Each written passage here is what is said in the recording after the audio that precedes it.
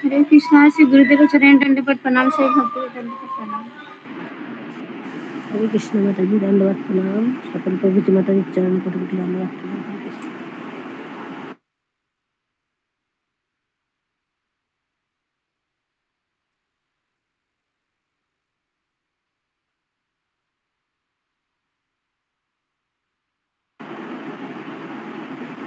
हरे कृष्ण प्रभु जी, दंडवत प्रणाम। हरे कृष्ण।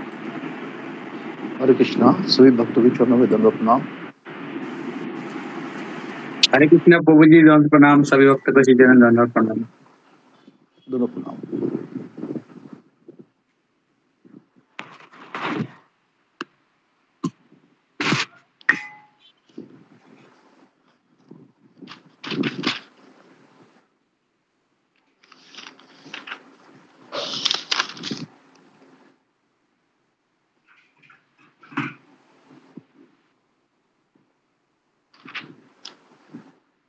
हरे कृष्णा। शिव भक्तों के चरणों में दंडवत प्रणाम। दंडवत प्रणाम। हरे कृष्णा। दंडवत प्रणाम माता जी।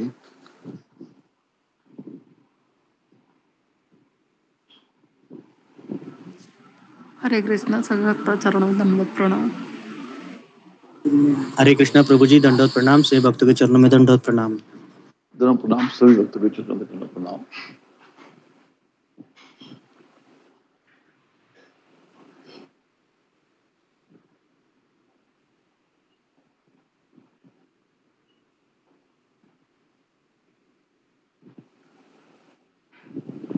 हरे कृष्णा। सभी भक्तों को दंडवत प्रणाम। हरे कृष्णा। दंडवत प्रणाम माता जी।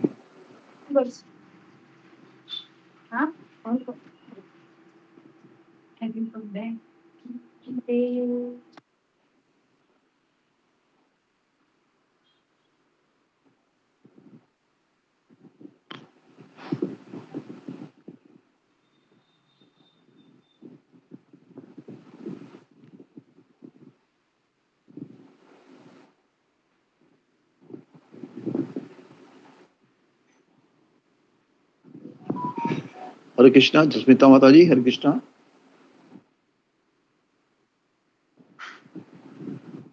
हरे कृष्ण प्रभु जी, दंडवत प्रणाम। सभी भक्तों को दंडवत प्रणाम। दंडवत प्रणाम माता जी। जसमिता माता जी। हरे कृष्णा।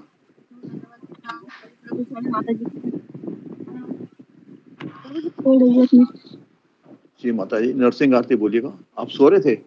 सॉरी डिस्टर्ब कर दिया आपको। हरे कृष्णा। प्रभु जी पहले नरसिंह आरती गाओ। जी माता जी, मैं तो प्रार्थना कर रहा हूँ नरसिंह आरती के लिए।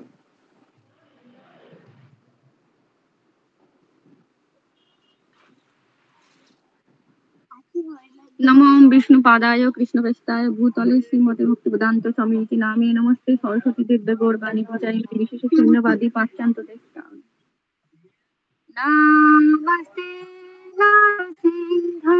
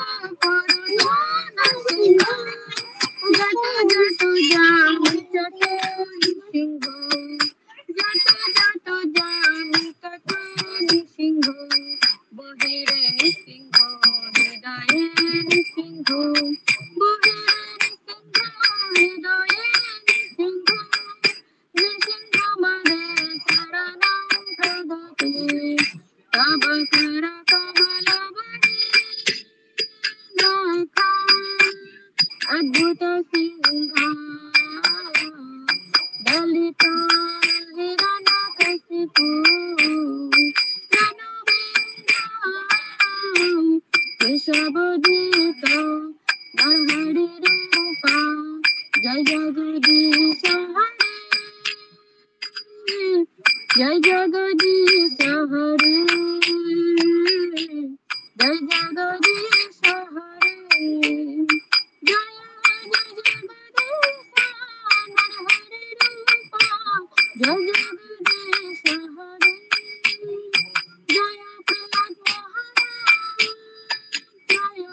जय जय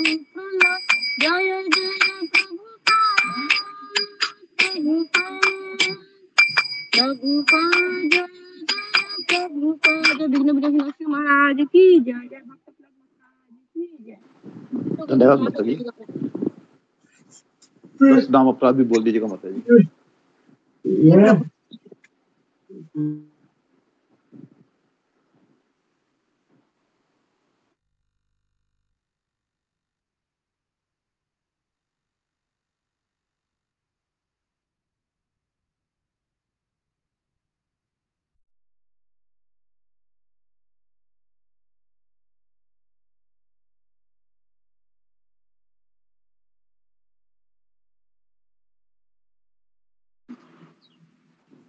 माता जी मेरी आवाज आ रही है?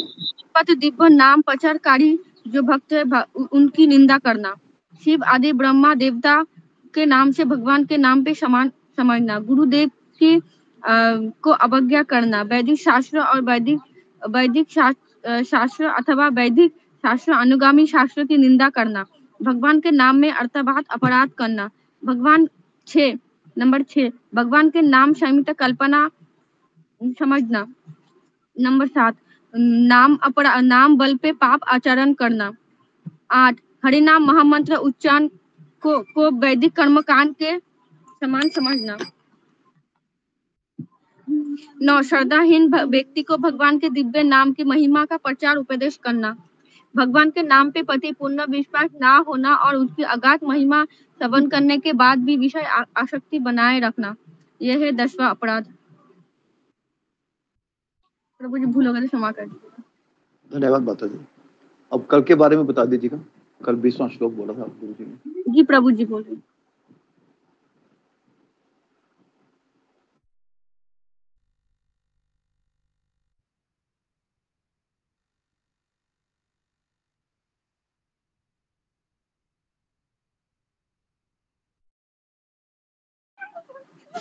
जी प्रभु जी कल 4 अध्याय के 20 नंबर श्लोक को गुरु जी ने पढ़वाया था। जब ऐसे कर्मफल के बारे में गुरु जी बताए थे, वो श्लोक गुरु जी ने पढ़ाया था। और गुरु जी बोले कर्मफल त्याग करना क्यों बोलते हैं? कृष्ण कर्मफल को त्याग करने के लिए क्यों बोलते हैं?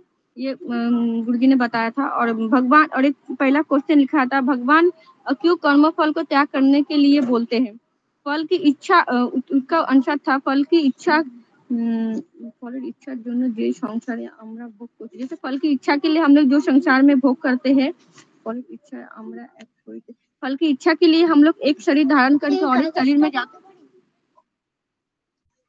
धारण करते। फिर दूसरा नंबर गुरुजी ने क्वेश्चन लिखाया था जे क्यों गुरुजी अमर फल है।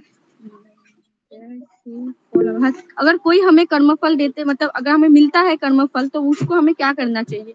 अगर हमें कर्मफल मिलता है तो कोई अगर फल देता है तो उसको हमें गुरु और कृष्ण को समर्पित करना चाहिए। 3 नंबर क्वेश्चन गुरुजी ने लिखाया था, फल यदि अगर हम लोग फल रखते हैं तो क्या होता है? अगर हम फल रखते हैं तो हमें संसार में इच्छा होती है, बहुत कुछ विषय आसक्ति की इच्छाएं होती है। और कर्मफल में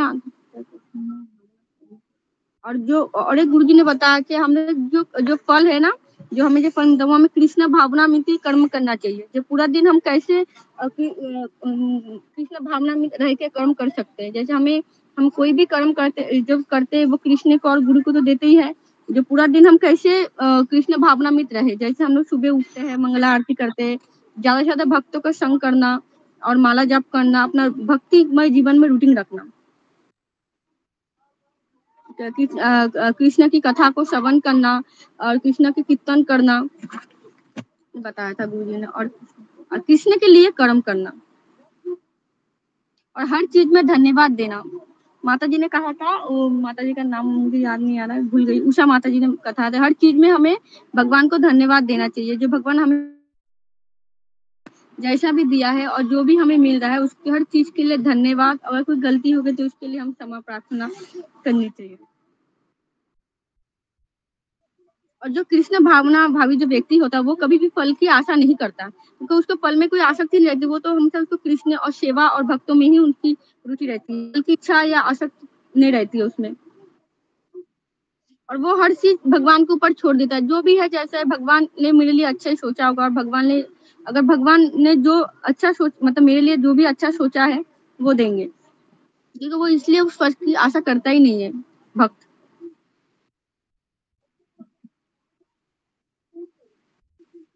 और एक भक्त जो है ना, वो आशा नहीं करता। भक्त को पता है कि जो फल देने वाला जो मेरा है ना, मेरे कृष्ण ही है और मेरे गुरु है। अगर मुझे फल भी नहीं मिलता है तो भी उसके लिए वो नहीं करता है।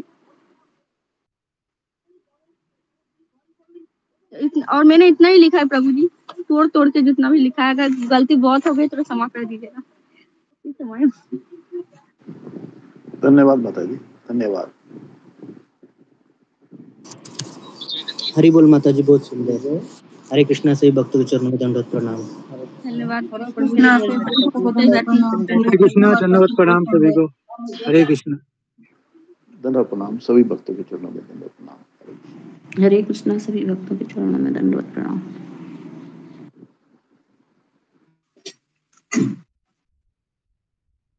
हरे कृष्णा सभी भक्तों को हरे कृष्णा दंडवत प्रणाम सभी कृष्णा सभी भक्त हरे कृष्णा। दंडवत प्रणाम।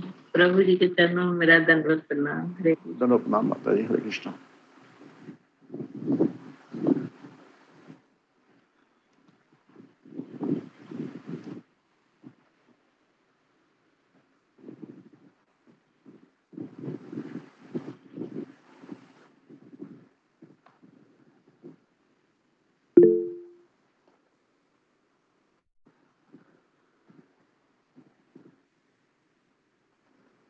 ओके, हरे कृष्णा कृष्ण हरे कृष्ण। कृष्णा, दंडवत प्रणाम गुरु जी, हरे कृष्णा। हरे कृष्ण। हरे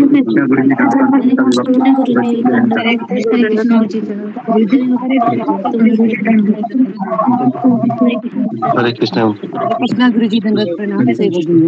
हरे कृष्णा गुरु जी दंडवत प्रणाम से भक्तों को प्रणाम। हरे कृष्णा गुरु जी, दंडवत प्रणाम सभी भक्तों के चरणों में दंडवत प्रणाम। हरे कृष्णा गुरु जी दंडवत प्रणाम। ओके, ओम अज्ञानतिमिरान्धस्य ज्ञानाञ्जनशलाकया चक्षुरुन्मीलितं येन तस्मै श्री गुरुवे नमः। हिंदी जी। नमो विष्णुपदाय कृष्णप्रेष्ठाय भूतले श्रीमते भक्ति वेदांत स्वामिनिति नामिने। नमस्ते सरस्वती देवी गौरवाणी प्रचारिणे निर्विशेष शून्यवादी पाश्चात्य देशतारिणे। जय श्री कृष्ण चैतन्य प्रभु नित्यानंद श्री अद्वैत गदाधर श्रीवासादि गौर भक्त वृंद। हरे कृष्णा कृष्ण कृष्णा हरे हरे, हरे राम राम राम हरे हरे। हाँ, ओके जी। हरे हरे कृष्णा। कृष्णा गुरु जी दंडवत प्रणाम सभी भक्तों को दंडवत आपका प्रणाम। स्वागत है सत्र में। तो कौन सा श्लोक था अशोक चावला प्रभु? आज 21वां श्लोक करना है गुरु जी। हाँ, 21वां 21। 21वां, ओके ठीक है। तो ओके, तो आज थोड़ा सा क्लास है, शॉर्ट होगा। 4 बजे मैं कंप्लीट एंड करूंगा, ठीक है।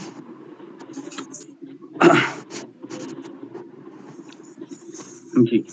निराशीयचित आत्मा त्यक्त्वा सर्वपरिग्रह शारीरं केवलं कर्म कुर्वन्न आप्नोति किल्बिषम्।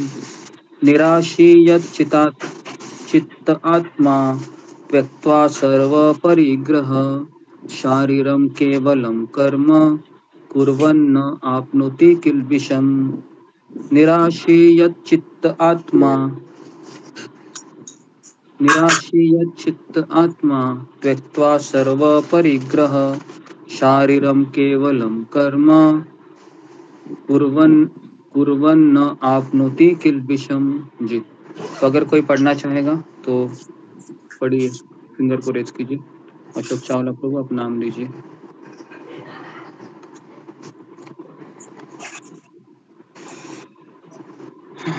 जी गुरु जी। पद्मा माता जी आप पढ़िए, पद्मा कटारिया माता जी।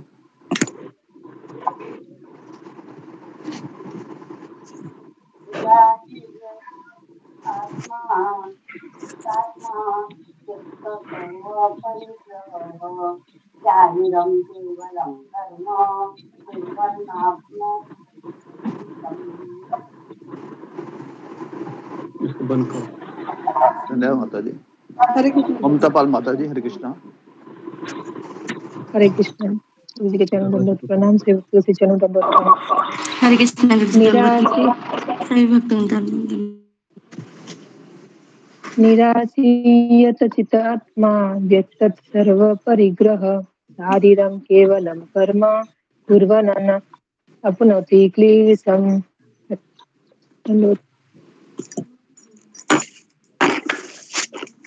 धन्यवाद माता जी। प्रतिभा माता जी, हरे कृष्णा। हरे कृष्णा। मुझे चरण में दंडवत प्रणाम, सब भक्तों को दंडवत प्रणाम। निराशीयत चित आत्मा त्वक्त सर्व परिग्रह शारीरम केवलम कर्म कुर्वन्न आपनोति किल्बिषम। हरे कृष्ण। धन्यवाद माता जी। वृषाली माता जी, हरे कृष्णा। हरे कृष्णा। सभी भक्तों के चरणों में दंडवत प्रणाम, गुरु जी के चरणों में दंडवत प्रणाम। निराशीर्य चित्तात्मा त्यक्त सर्व परिग्रह शारीरम केवलम कर्म सर कुर्वन्नोति किल्बिषम। धन्यवाद माता जी। रेखा पायल माता जी। गुरु जी के चरणों में दंडवत प्रणाम, से भक्तों के चरणों में दंडवत प्रणाम। निराशीर्या चित्तात्मा त्यक्त सर्व परिग्रह शारीरम केवलम कर्म कुर्वन्नाप्नोति क्लेशम। हरे कृष्ण। जी गुरु जी। ओके, तो अनुवाद तात्पर्य श्रील प्रभुपाद जी द्वारा। ओके, तो सब लोग माइक को बंद कीजिए और कैमरा को ऑन रखिए। जी जी। निराशी मतलब फल की आकांक्षा से रहित। तो ऐसा ज्ञानी पुरुष पूर्ण रूप से संयमित मन तथा बुद्धि से कार्य करता है। ओके, ऐसा ज्ञानी पुरुष पूर्ण रूप से संयमित मन तथा बुद्धि से कार्य करता है। क्यों करता है वो? तो इसके पीछे कारण है कि उसको ज्ञान है। किस चीज का ज्ञान है? मैं कौन हूँ, भगवान कौन है, और ये संसार क्या है, मेरे आसपास के लोग कौन है।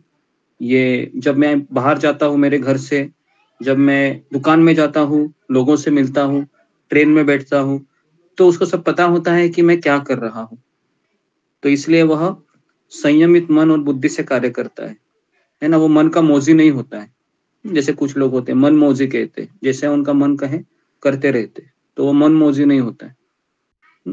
अपनी संपत्ति के सारे स्वामित्व को त्याग देता है। स्वामित्व की भावना को त्याग करना है। तो स्वामित्व की भावना है कि मैं इस संसार में संसार का कर्ता हूँ, या फिर मेरे घर का मैं मालिक हूँ, या एटलीस्ट मैं कोई व्यक्ति मेरे अधीन है तो मैं उनके ऊपर स्वामित्व करूंगा। तो उस भावना को छोड़ देता है, क्योंकि उसको पता है कि मैं भगवान का सेवक था, मैं भगवान का सेवक हूँ और मैं भगवान का सेवक रहूंगा। तो इसलिए उसको पता होता है कि मेरी जिंदगी के सारे परेशानियों का उद्गम ही है कि मैं खुद को स्वामी समझ रहा हूँ, कि मैं नियंत्रक हूँ। तो इसलिए वह इस भावना को ही छोड़ देता है। ठीक है, तो केवल शरीर निर्वाह के लिए कर्म करता है। शरीर निर्वाह मतलब जैसे शरीर के लिए 3 चीजें चाहिए। क्या चाहिए? रोटी चाहिए, ब्रेकफास्ट लंच डिनर। तो दूसरा है कपड़ा चाहिए पहनने के लिए, है ना। और तीसरा है एक सुरक्षित आवास चाहिए जिससे कि वो भक्ति कर सके। तो इसके लिए वो पैसे कमाता है ना। भक्त कभी भी भविष्य का इतना सोचता नहीं है कि मेरा भविष्य क्या होगा। उसको पता है कि मैं भगवान की शरण ली है तो मेरा भविष्य अच्छा ही होगा। तो इसके लिए भक्त कभी भविष्य की चिंता नहीं करता है। तो अगर आप में से कोई चिंता कर रहा है तो फिर समझने का कि भगवान पे भरोसा नहीं है हमारा। तो जितना हो सके उतना चिंता करने का, लेकिन इतना भी नहीं चिंता करने का कि माला ही कम हो जाए और बस घर गृहस्थी में ज्यादा समय और मन लगे। तो इस तरह कार्य करता हुआ वह पाप रूपी फलों से प्रभावित नहीं होता है। तात्पर्य, कृष्ण भावना भावित व्यक्ति कर्म करते समय कभी भी शुभ या अशुभ फल की आशा नहीं रखता। तो ये मैंने कल भी बताया था कि शुभ और अशुभ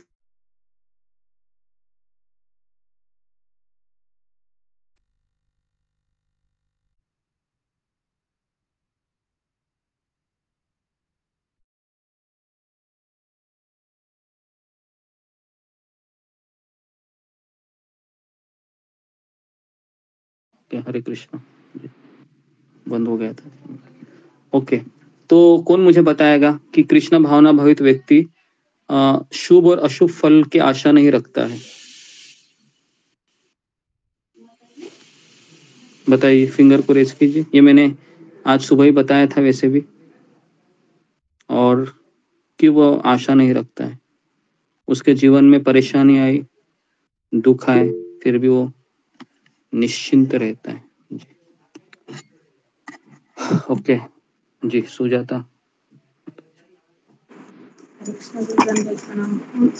भक्त का ये विश्वास है कि भगवान के ऊपर उनके विश्वास है कि जो करेगी भगवान वो उनके लिए अच्छा ही करे।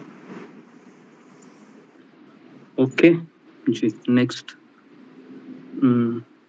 भगवान अच्छा ही करेंगे जी, तो ये एक अच्छा हो सकता है जी, ठीक है। तो इसके लिए वो शुभ अशुभ फल की आशा नहीं रखता है, क्योंकि उसको पता है अगर मुझे शुभ फल प्राप्त होगा तो फिर मैं स्वर्ग लोक जाऊंगा, अगर मुझे अशुभ फल प्राप्त होगा तो मैं नरक जाऊंगा। और वो सोचता है कि अगर मैं कृष्ण के लिए जीऊंगा, ये सोचकर कि मुझे कुछ मिले या ना मिले, तो फिर वो भगवत धाम जाता है। तो इसके लिए उसको ये आशा ही नहीं रखनी चाहिए कि मुझे क्या मिलेगा। तो ये सबसे क्या बोल सकते हो, निचले प्रवृत्ति की बुद्धि है कि मुझे क्या मिलेगा। हर चीज में मुझे क्या मिलेगा ये एक भक्त नहीं सोचता है। वो क्या बोलता है, मैं कितना दे रहा हूं। ठीक है, तो इसको लिखिए जरा, एक भक्त हमेशा क्या सोचता है भक्ति में जी।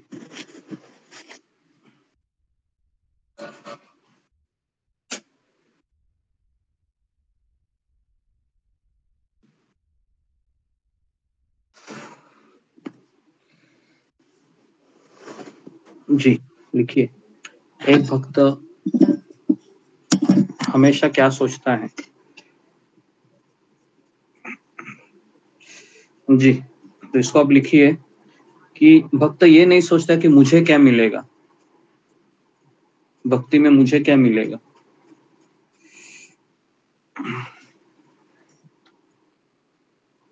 भक्त ये सोचता है कि मैंने कितना दिया है।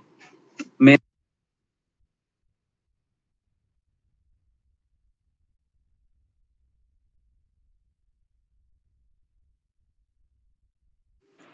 गुरुजी वॉइस नहीं आ रही। जी हरे कृष्ण। तो भक्त ये सोचता है कि मैंने गुरु और कृष्ण को कितना दिया है।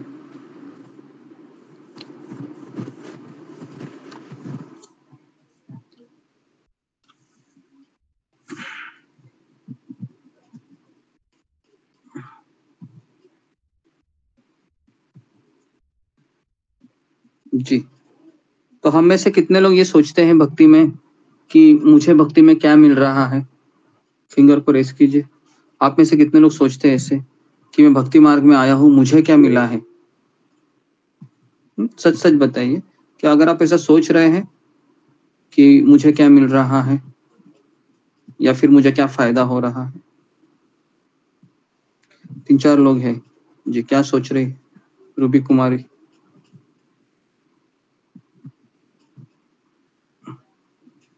हरे कृष्णा गुरुजी, धन्यवाद प्रणाम। सभी भक्तों को मेरा धन्यवाद प्रणाम।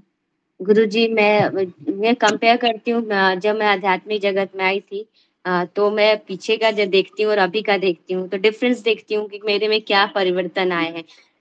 मेरी जो सोच थी कैसी थी पहले और अभी कैसे सोच है, ये देखती हूँ गुरुजी। और ये देखती हूँ कि पहले जो सोचने का तरीका था तो किस तरह से मैं उसको देखा करती थी, तो ये बहुत सारे सोचने में मेरे चेंजेस आए हैं। नहीं, ये अलग क्वेश्चन है। मैंने यहाँ पर कि मुझे क्या मिलेगा, मुझे क्या मतलब मैं भगवान से मुझे क्या मिलेगा, भक्ति से मुझे क्या मिलेगा, हाँ, अगर ये सोच रहे कि मुझे ज्ञान मिलेगा जिससे मेरा जीवन परिवर्तित हो, तो ये सही अंडरस्टैंडिंग है। लेकिन आप में से कितने लोग सोच रहे मैं भक्ति में आ रहा हूँ तो मुझे क्या मिलना चाहिए, क्या एटलीस्ट मुझे क्या बोल सकते कोई भौतिक चीज यहाँ पर मुझे मिलनी चाहिए, ऐसा कितने लोग सोचते हैं? जी बताइए कि एटलीस्ट मैं भक्ति कर रही हूँ तो कोई भौतिक चीज तो मुझे प्राप्त हो, या एटलीस्ट मुझे घर परिवार मेरा शांत रहे, या एटलीस्ट कोई मुझे रोक टोक ना करे, मैं तो भक्ति कर रहा हूँ। जी, तो कितने लोग ऐसा सोचते हैं भक्ति में आने के बाद कि मैंने कृष्ण को और गुरु को कितना दिया है, कितना मुझे देना चाहिए, मैं कम पढ़ रहा हूँ या मैं कम पढ़ रही हूँ? जी, तो इतना लोग कितने सोचते हैं कि मुझे देना चाहिए, मुझे देना बैंक बनना चाहिए, लेकिन मैं लेना बैंक बन रहा हूँ या बन रही हूँ? जी ओके, तो आपको समझ में आ रहा है मुझे क्या बताना है? तो उसके मन तथा बुद्धि पूर्णतया वश में होते हैं। क्यों वश में होती है? जी, तो मेरा दूसरा प्रश्न है कि भक्त का मन तथा बुद्धि पूर्णतया वश में कैसे हो सकती है? एक भक्त का मन तथा बुद्धि पूर्णतया वश में कैसे रह सकता है?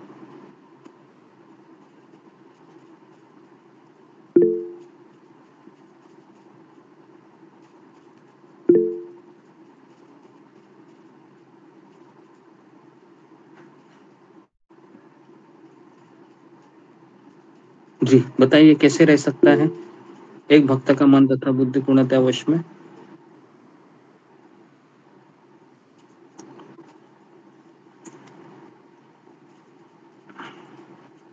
जी एकता सोमानी।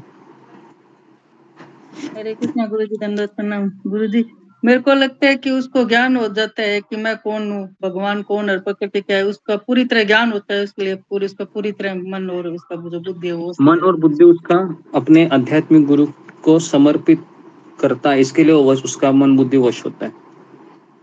मन तथा बुद्धि वश में कब होता है? जब उसने अपना मन किसको दिया है? आध्यात्मिक गुरु को दिया है। तो इसके लिए फिर वो अपना मन चलाता है क्या? फिर क्या वो अपना मन चलाएगा?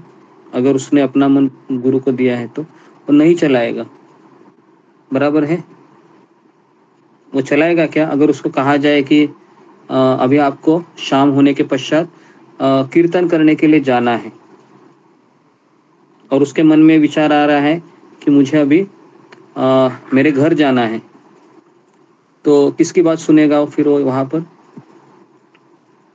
गुरु की बात सुनेगा। तो फिर उसका मन वश में हुआ क्या नहीं हुआ? समझ में आ रहा है?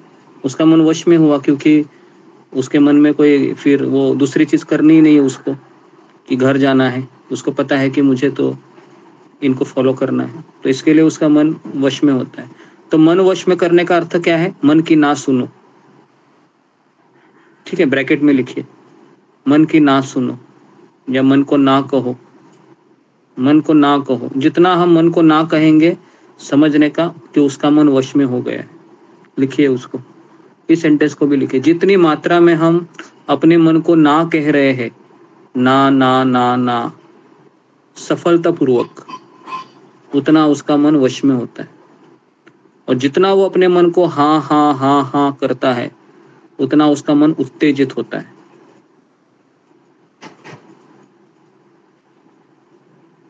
ठीक है, इसको लिखिए, बहुत इंपॉर्टेंट सेंटेंस मैं बता रहा हूँ आपको। जितना मन को ना ना ना ना कहेंगे, उतना मन उसका शांत होता है, और जितना उसके मन को वो हाँ हाँ हाँ हाँ कहेगा, उतना उसका मन उसको उत्तेजित करेगा।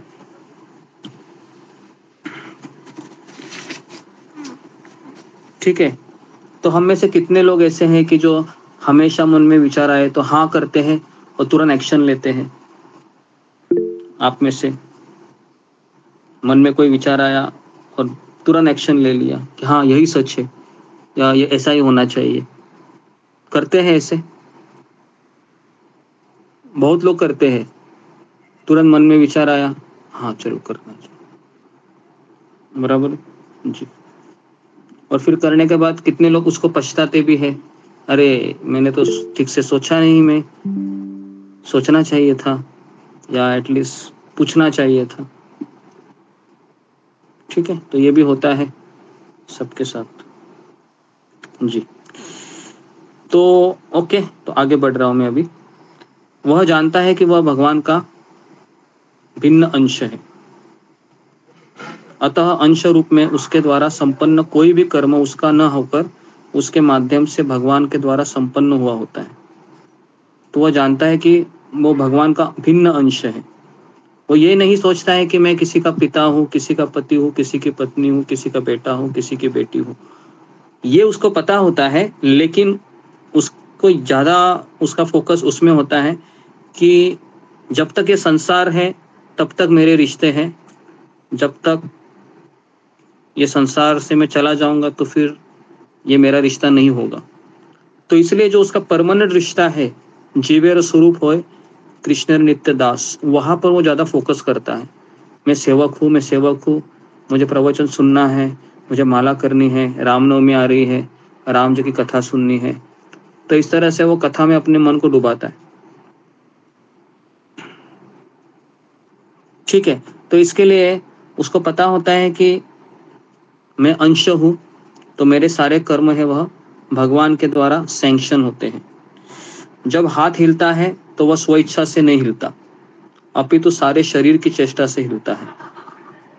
तो कौन मुझे बताएगा, अगर मैं हाथ हिलाना चाहता हूँ मेरा जी, तो ये कैसे काम करता है? एक सिंपल सा एग्जांपल दे रहा हूँ मैं आपको। अभी मान लो मैं ऐसा बैठा हूँ और मैं अचानक सोचता हूँ कि अभी जैसा टेबल है, मैं सोचता हूँ कि थोड़ा सा टेबल बजाओ ऐसे, टक टक टक टक करके ऐसे, और तुरंत बजता भी है ऐसे, और फिर वापस मैं अपने आप को रोकता भी हूँ फिंगर से ऐसे। तो कैसे ये सारी चीज़ें होती हैं जी, बताइए। ओके, राजेश चौधरी। गुरु जी बहुत प्रणाम। तो गुरु जी, पहले हम जो सोचते हैं मन में, तो वहां से सिग्नल दिमाग को जाता है और फिर दिमाग उस मसल को सिग्नल देता है, फिर वो हम हाथ उठाते हैं। जी, ओके, ये सही उत्तर है, लेकिन ये किस तरह से हम आध्यात्मिक भाषा में इसको बोल सकते हैं जी? प्रतिभा कुमारी।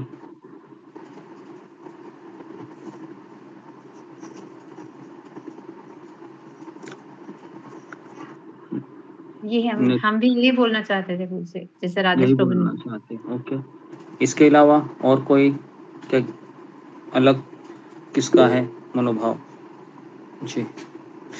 प्रीति अग्रवाल। हरे कृष्णा गुरु जी, दंडवत प्रणाम। गुरु जी, इसमें इसका उत्तर ये हो सकता है कि आत्मा इच्छा करती है, तो फिर परमात्मा उसको सैंक्शन करते हैं, फिर आत्मा वो कार्य कर पाती है। हाँ, तो ये इसका सही उत्तर है। जैसे कि अभी मान लो कि मैंने इच्छा की है ना, जैसे अभी मैं बैठा हूँ, तुरंत होता है एक्शन। जैसे मैंने इच्छा की कि थोड़ा सा टेबल बजाओ क्वेश्चन आंसर तक, है ना, ये लोग सोचते रहने दो। तो मेरा ध्यान, अभी मैंने इच्छा किया, मैंने हाथ को देखा और इच्छा किया कि मुझे अभी बजाना है टेबल पर, तो तुरंत क्या हो गया, वो सिग्नल चला गया भगवान के पास, भगवान ने सैंक्शन किया और तुरंत वो चीज़ हो गई। इतने फटाफट होती है कि ऐसा लगता है कि मैं ही कर रहा हूँ, बराबर है। कितने लोगों को ऐसा लगता है कि जैसे अभी मान लो आप रास्ते पर चल रहे हैं, तो आपको लगता है हाथ पैर तो मैं हिला रहा हूँ, ये भगवान कहाँ है यहाँ पर? मेरा हाथ है, मेरा पैर है ना, मेरा मुंह है, खाना खा रहा हूँ मैं। लेकिन एक बुद्धिमान व्यक्ति समझता है कि सारा भगवान की इच्छा से हो रहा है, भगवान सैंक्शन नहीं किए तो मैं मेरा हाथ भी नहीं हिला सकता हूँ। तो जितने लोगों को क्या बोलते हैं उसको, लकवा मारा होता है ना, पैरालिसिस कहते हैं उसको, तो क्या उसकी इच्छा होती है कि मेरा हाथ हिलाऊं मैं? होती है कि नहीं इच्छा उसकी? तो क्या वो हाथ हिला सकता है अपना? नहीं हिला सकता है। क्यों नहीं हिला सकता है? सैंक्शन नहीं है, भगवान का सैंक्शन नहीं है उसको। जैसे भी डायबिटीज हुआ है किसी को, इच्छा है बहुत स्वीट खाने की, है ना, उसके सामने बहुत सुंदर सुंदर मिठाइयाँ लगी हुई है, बराबर है, तो क्या वो खा सकता है? डायबिटीज है उसको, वो अपने आप को रोकेगा, नहीं नहीं मुझे नहीं खाना है, नहीं तो फिर मेरा शुगर लेवल बढ़ जाएगा, ठीक है, कितने लोगों के उदाहरण समझ में आ रहे हैं? छोटे छोटे चीजों के मैं बता रहा हूँ, एकदम सबको समझ में आ रहा है? लगने को लगता है कि मैं ही कर रहा हूँ, लेकिन नहीं, ये सब करवा एक सैंक्शन हो रहा है, हमारे से कोई करवा रहा है। ये जीवात्मा केवल इच्छा ही कर सकता है बस, बाकी सब प्रयास करने का मोटिवेशन भी उसको परमात्मा ही देता है अंदर से, करो, कर सकते हो, है ना। उसकी इच्छा शक्ति तो बलवान होती है, लेकिन साथ साथ 2 फैक्टर भी डिपेंड करते हैं। ठीक है, इसमें किसी का प्रश्न है अभी तक जो चर्चा की?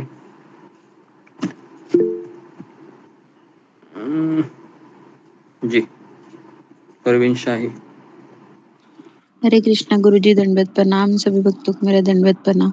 गुरुजी, जैसे आपने बोला कि ये डायबिटीज और ये पैरालिसिस जो सैंक्शन भगवान नहीं करते, तो वो उनके पाप कर्म होते हैं। पाप कर्म बोलने से भी ज्यादा जरूरी है कि भगवान की इच्छा नहीं है या उनके कर्मों में वो लेखा जोखा नहीं है। बेसिकली उनके कर्म उतने नहीं है कि वो स्वीट खा सके या एंजॉय कर सके, इस तरीके से हम सोच सकते हैं। जिस तरह से अगर कोई व्यक्ति अमेरिका जाना चाहता है तो उसके पास पासपोर्ट भी है, सब कुछ है, फ्लाइट का टिकट के लिए पैसे भी है, लेकिन वीजा ही नहीं मिल रहा है, इसके लिए वो जा ही नहीं सकता है, इस तरीके से। जी, नेक्स्ट वृषाली तट। हरे कृष्ण गुरुजी, दंडवत प्रणाम। गुरुजी, आपने एक बार कहा था कि हमारे सारे इंद्रियों के एक देवी देवता होते हैं जो चलाने वाले, जिससे आपने कहा था कि कानों के श्रवण और श्रवणी होते हैं, तो उनका रोल क्या होता है यहाँ पर? हाँ, ये सैंक्शन जब इनको दिया जाता है प्रकृति को, तो ये प्रकृति के एजेंट होते हैं, देवी देवता, ग्रह, नक्षत्र। तो प्रकृति फिर इनके द्वारा ये सब चीजें करवाती है।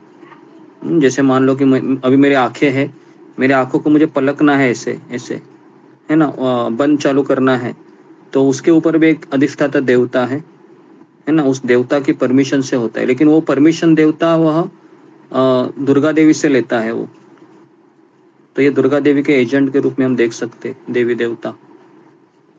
ठीक है जी, उषा ठाकुर। जी, हरे कृष्ण गुरुजी, दंडवत प्रणाम। श्री भक्तों को हरे कृष्ण, दंडवत प्रणाम। गुरुजी, मेरा प्रश्न ऐसा है कि तब वो चीज होता है, बट कभी कभी ऐसा होता कि हमारी इच्छा ऐसा होता नहीं है कि ऐसा हो, लेकिन फिर भी वैसा हो जाता है। जैसे कि किसी चीज में बहुत आसक्ति है और कृष्ण भावना भक्त होने के कारण हमें पता है कि आसक्ति गलत चीज है, तो हम कृष्ण से प्रार्थना करते हैं कि हमारी आसक्ति हटा दो, ये तो इसमें आसक्ति है, हम क्या करें, बहुत प्रार्थना करते हैं। लेकिन उस वस्तु में, उस व्यक्ति में, उस चीज में इतनी आसक्त होते हैं कि हम वो कर लेते हैं। क्यों क्यों हम इच्छा नहीं कर रहे हैं, तो प्रार्थना कर रहे हैं, लेकिन फिर भी क्यों कर लेते हैं? ये गेम हमें समझ नहीं आया मुझे। ये सवाल अर्जुन ने भी पूछा था कि इच्छा न रहते हुए मेरे से पाप क्यों होते हैं, तो इसका उत्तर हमने दिया था कि रजोगुण के संपर्क में आने वाला काम, कृष्ण कहते हैं ये उसका कारण है, हमारी इच्छा है उसका कारण है। ऐसी इच्छा है जो हमें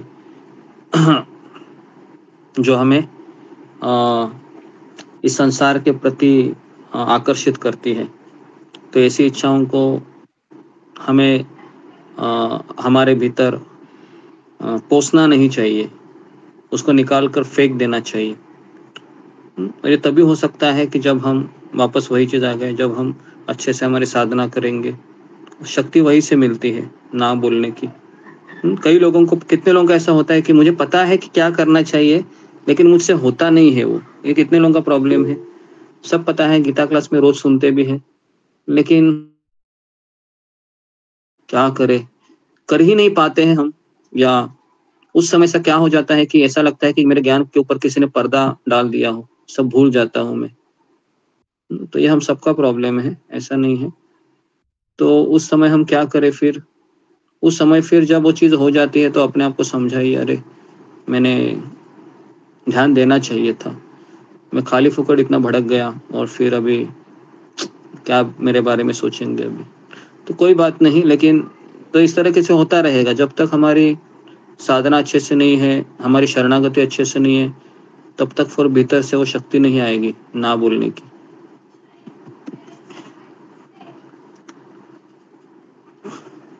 ओके, तो आगे बढ़ते हैं।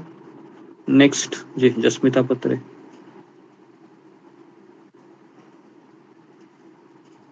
प्रणाम गुरुजी। गुरुजी जो भी कुछ होता है भगवान एक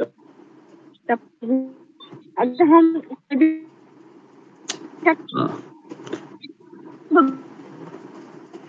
नेटवर्क में आ जाओ, आवाज नहीं आ रहा है मुझे। भगवान ने तो फिर ये भी एक हो सकता है, तो ये हम कैसे लेंगे? मुझे आवाज नहीं आ रहा है। ओके, आगे बढ़ते हैं। अभी नेक्स्ट टाइम पूछो, तुम्हारा नाम लेता हूँ। थोड़ा सा आगे बढ़ता हूँ मैं अभी कि जब तक हाथ हिलता है तो मैं स्व इच्छा से हिला रहा हूँ। ओके, कृष्ण भावना भावित व्यक्ति भगवान की इच्छा का अनुगामी होता है क्योंकि उसकी निजी इंद्रिय तृप्ति की कोई कामना नहीं होती है। Very very important. अगर मान लो कि भक्त के सामने अगर किसी ने रसगुल्ला रख दिया हो, भगवान का अर्पण किया प्रसाद है वह, या उसके सामने फिर आमरस या पूरी रख दिया हो, या अगर उसके सामने श्रीखंड पूरी रख दिया हो, या उसके सामने फिर है ना बहुत अच्छे अच्छे आइटम रख दिया हो, तो उसकी क्या मनोभावना होती है जी बताइए, फिंगर को रेज कीजिए। क्या उसके एक्चुअल में मनोभावना होनी चाहिए लेकिन ऐसी नहीं होती है, तो क्या क्या होना चाहिए और क्या क्या हमसे होता है उस समय, ये भी आपको बताना है जी। इमेजिन कीजिए अभी है ना आपके सामने सुंदर पंच पकवान की डिश है जो भगवान का महाप्रसाद है और आपको बहुत जोर से भूख लगी है। सोच लो कि 12 बजे तक उपवास किया आपने और अभी 1 बजे आया है, भूख लगी है जी। उसमें आमरस पूरी है, अच्छा सा पुलाव है, रायता है, स्वीट है जी। बताइए बताइए बताइए बताइए बताइए बताइए। कोई नहीं बता रहा है जी। अशोक चावला प्रभु, चलो आप बताइए जी। गुरुजी उस वक्त एक्चुअली जो होता है गुरुजी के मन में वो होता है भाई यहाँ से फटाफट खा लो, तो भगवान को एक फॉर्मेलिटी करके भोग लगाते हैं, फटाफट भगवान जी स्वीकार करो, और सोचते हैं भगवान ने स्वीकार कर दिया और मुंह में डाल। आपका माइक बंद हो गया, माइक बंद हो गया अशोक चावला प्रभु, आवाज सुनाई नहीं दे रहा। हरे कृष्णा जी गुरुजी, पर हम फटाफट उसे भगवान को एक फॉर्मेलिटी करके, क्योंकि हमारे मन नहीं वो नहीं बोल रहा हूँ मैं, ये बोल रहा हूँ कि वो भगवान को अर्पण किया हुआ प्रसाद है आपके सामने अभी, तो एक्चुअल मनस्थिति क्या होनी चाहिए, वो मेरा सवाल है। मनस्थिति ये होनी चाहिए भगवान को धन्यवाद करके, अगर कोई कहता है उसे स्वीकार करने के लिए तो स्वीकार करना चाहिए, भगवान को धन्यवाद देना चाहिए। धन्यवाद देने की बात नहीं है, देखिए धन्यवाद कभी आएगा, अभी मुझे लगता है कि ये प्रैक्टिकल नहीं है। धन्यवाद हम कब देते हैं, पूरा खा लेंगे अच्छे से, ढकार देने के बाद बोलेंगे ना धन्यवाद करके, यही तो प्रैक्टिकल होता है ना। आप मन के भावों को समझिए, डकार देने के बाद धन्यवाद होता है या डकार देने के पहले कि पहले भी होता है गुरु जी, पहले भी होता है, जब अर्पण करते हैं धन्यवाद देते हैं, भाई कन कन आपका है दिया हुआ। अच्छा, मुझे ऐसा लगता है कि जब पेट में बहुत चूहे दौड़ते हैं ना, फास्टिंग किया होता है ना, उस समय धन्यवाद बाद में आता है, ऐसा ये मेरा ऐसा सोच है ना, क्योंकि हम सब बद्ध जीव है ना, वो मुक्त आत्मा मैं तो गुरु जी पहले भी देता हूँ, भाई कन कन आपका है, आप स्वीकार करो। आपकी बात ही कुछ और है अशोक चावला प्रभु, है ना जी। हमारे ग्रुप में अगर कोई अच्छा भक्त है तो आप ही है, क्योंकि आप ऐसा करते हैं, इसलिए मैं बोल रहा हूँ। बहुत अच्छा है अगर आप ऐसा करते हैं तो जी।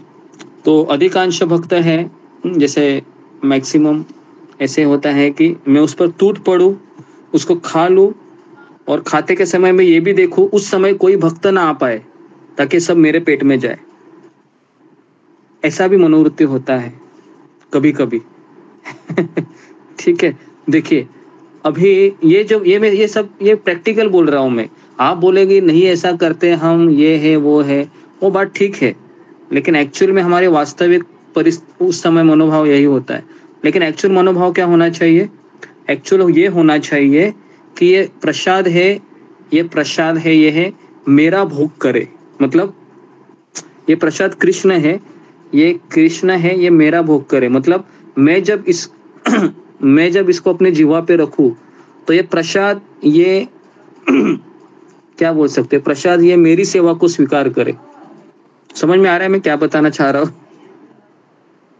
कि मैं प्रसाद के भोग के लिए हूं, प्रसाद मेरे भोग के लिए नहीं है। समझ में आया या अभी भी नहीं आया? धर्मराज गिमरे प्रभु। हाँ, प्रसाद हम लोग को भोग करें गुरु जी। हाँ जी, वेरी गुड, आपका ध्यान है यहाँ पर, अच्छा है। तो प्रसाद ये मेरा भोग करे, मैं प्रसाद का ना करूं। लेकिन ऐसा होता है क्या? ऐसा नहीं होता है। हम तो चाहते हैं कि अब बस है ना, रामनवमी का उपवास खत्म हो गया, अभी मेरा अंदर का असली राम प्रकट होगा, टूट पड़ो अभी। तो इस तरीके से हमारा है ना मनोभाव होता है, और फिर हम उसको ऐसे खाते हैं, ऐसे खाते हैं, सोचते भी नहीं कि आज रामनवमी है। खाने के बाद सोचते हैं चलो हो गया, अच्छा लगा, भगवान करे कि रामनवमी रोज ही आते रहे, बढ़िया प्रसाद मिलता रहे। तो ये हमारा ऐसा सोच होता है, ठीक है। ओके, तो ये समझ में आया पॉइंट जो मैं आपको बताना चाह रहा कि कृष्ण भावना भावित व्यक्ति भगवान की इच्छा का अनुगामी होता है, क्योंकि उसकी निजी इंद्रिय तृप्ति की कोई कामना नहीं होती। क्योंकि उसको रसगुल्ला है, रसगुल्ला से फिर वह उसके जीवा पर प्रवेश करेगा तो ये सोचेगा कि कृष्ण की कितनी कृपा है, तो हे कृष्ण धन्यवाद आपका, आप मेरे भीतर प्रवेश करके मेरे अंदर के अनर्थों को निकाल दीजिए। तो प्रसाद, कोई भी भगवान का स्वीट खाते समय हमको अनर्थों की याद आती है क्या? बताइए, आती है अनर्थों की याद? मेरे तो नहीं आती है कि मैं ये सोचूं कि ये रसगुल्ला भगवान का मेरे भीतर जाए और मेरे अनर्थ निकाल दे। अगर बात याद आई तो फिर तो वो प्रसाद भी काम करेगा, ठीक है।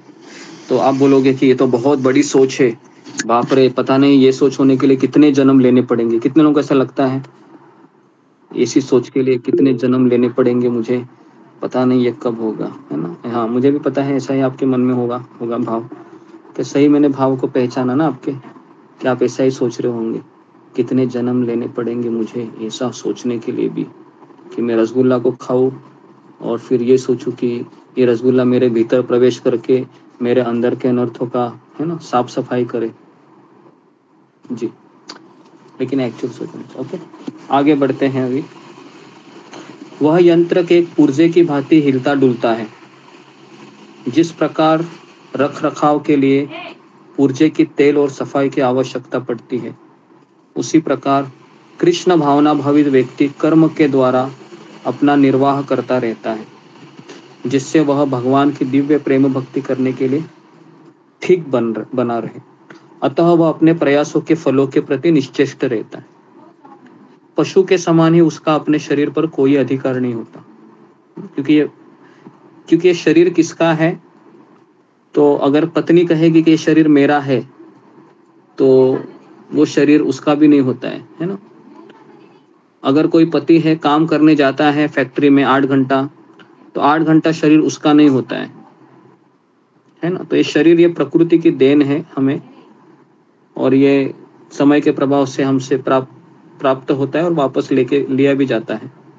कभी कभी क्रूर स्वामी अपने अधीन पशु को मार भी डालता है, तो भी पशु विरोध नहीं करता, नहीं उसे कोई स्वाधीनता होती है, ठीक है। बलि महाराज की केस आपको सब को याद आ रही है कि बलि महाराज भगवान ने ऐसे रस्से से बांध दिया, उन्होंने अपना सब कुछ दे दिया, लेकिन 3 पग भूमि नहीं दे पाए, तो भगवान ने उसको बांध दिया।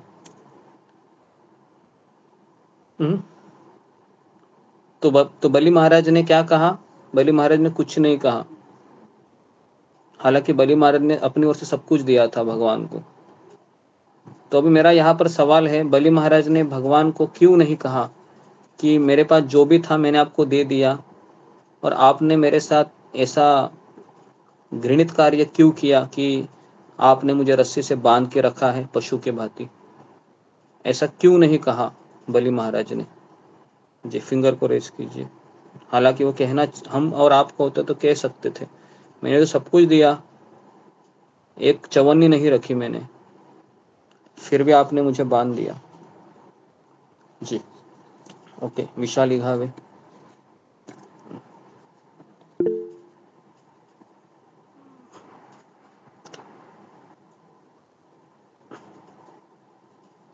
मीनाक्षी रावत।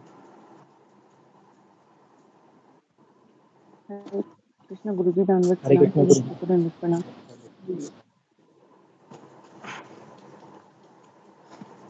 बोलिए कोई तो। जी बोलो मीनाक्षी रावत। हरे कृष्ण गुरुजी, जैसे आप भगवान, आप मतलब हमको पता है कि सब कुछ भगवान का है, हम स्वयं भी भगवान के हैं, लेकिन हम जैसे हम जो बद्धजीव होते हैं वो सिर्फ जानते हैं, मानते नहीं है। लेकिन जो भगवान के भक्त होते हैं वो सब कुछ जानते हैं और वो ये भी मानते हैं कि सब भगवान का है। तो जो उन्होंने सोचा कि जो भी उनके पास था वो सब उन्होंने भगवान को दिया, तो वो ये समझ रहे थे कि सब कुछ भगवान का ही है, वो स्वयं भगवान के, तो इसलिए उन्होंने प्रश्न नहीं किया कि क्यों उन्होंने सब कुछ ले लिया। Okay, next question. वृषाली तट, सॉरी, आंसर बताओ। हरे कृष्णा गुरुजी, दंडवत प्रणाम, सभी भक्तों को दंडवत प्रणाम। गुरुजी, बलि महाराज को पता था कि जो भी उनके पास था वो सारा भगवान का था और भगवान ने उनका सब ले लिया, और भगवान उनके साथ जो भी करेंगे वो अच्छा ही करेंगे, चाहे उनको बांध देंगे या कुछ भी करेंगे उनके साथ वो अच्छा ही करेंगे, ये उनको विश्वास था भगवान के ऊपर। हरे कृष्ण। ओके, नेक्स्ट सुमित पाठक। हरे कृष्ण गुरुजी, दंडवत प्रणाम, सभी भक्तों के चरणों में दंडवत। गुरुजी सेम ही है, ये उत्तर था जो बोले वैशाली माता जी बोली। ओके, इसके अलावा और किसी का उत्तर? जी, एकता सोमानी।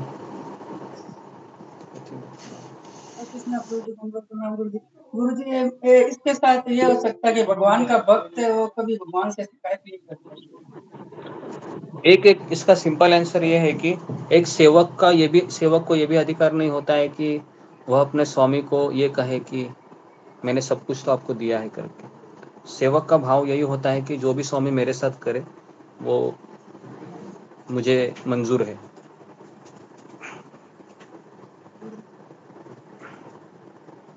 ओके, सबको समझ में आया इसका उत्तर कि बलि महाराज ने क्यों नहीं किया? क्योंकि बलि महाराज को पता था कि मैं इनका सेवक हूँ, तो ये मेरे साथ जो भी करे मेरे लिए मुझे मंजूर है। ठीक है, तो सेवक के भाव को अपनाना कठिन है या आसान है? बताइए, आसान है या कठिन है? बहुत कठिन है। ओके, कठिन है। कितने लोगों को लगता है कठिन है? सेवक बनना कठिन है? सबको पता है सेवक बनना कठिन है। इसका सबसे प्रैक्टिकल एग्जांपल, आप रोज जी रहे हैं कि नहीं? रोज जी रहे सब लोग, है ना? वहां से ऑर्डर आती है किचन में जाओ कुछ बनाओ, तो क्या बोलते हैं? अरे रोज रोज इसके लिए क्या क्या करे, है ना? इच्छा होती है बनाने की? नहीं होती है ना? तो सेवक बनना आसान है, कठिन है? ठीक है जी, ओके जी। तो इस तरीके से आत्म साक्षात्कार में पूर्णतया तत्पर कृष्ण भावना भावित व्यक्ति के पास इतना समय नहीं रहता कि वह अपने पास कोई भौतिक वस्तु रख सके। अपने जीवन निर्वाह के लिए उसे अनुचित साधनों के द्वारा धन संग्रह करने की आवश्यकता नहीं रहती, अतः वह ऐसे भौतिक पापों से कलमशग्रस्त नहीं होता, वह अपने समस्त कर्म फलों से मुक्त रहता है। तो बेसिकली वह अपने लिए अपने पास कोई भौतिक वस्तु नहीं रखता है। भौतिक वस्तु नहीं रखता का अर्थ है कि उसके पास कुर्सी टेबल सब कुछ रहेगा, सारी चीज़ें, लेकिन वो सारी चीज़ें भगवान के लिए इस्तेमाल करता है। तो इसके लिए अगर किसी के पास ये सब चीज़ें हैं, कोई भक्त के पास भी हो सकता है, ऐसा नहीं है, लेकिन वो अपने लिए उसका उपयोग नहीं करता है। तो इस तरीके से ये श्लोक मैंने आपको समझाया। ठीक है, तो यहाँ पर मैं रुकता हूँ, ट्रेन पकड़ना है मुझे। ठीक है, तो आप सबका बहुत बहुत धन्यवाद। श्रील प्रभुपाद की जय।